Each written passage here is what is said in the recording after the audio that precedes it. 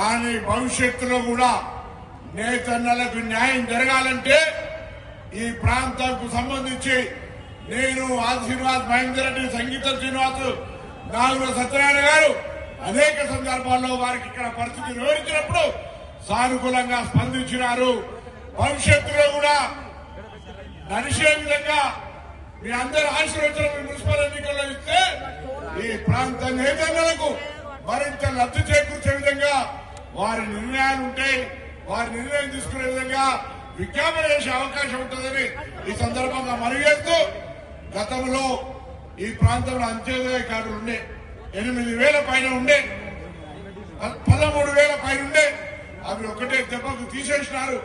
వాస్తవంగా ఆత్మహత్యలు జరగద్దని కార్మికులు 35 కిలోలు తీసుకొని కుటుంబం బతకాలని అన్నాడు కాంగ్రెస్ పార్టీ. సిరిసిల్లలో ప్రత్యేకించి 13,000 అంత్యోదయ కార్డులు ఇచ్చింది.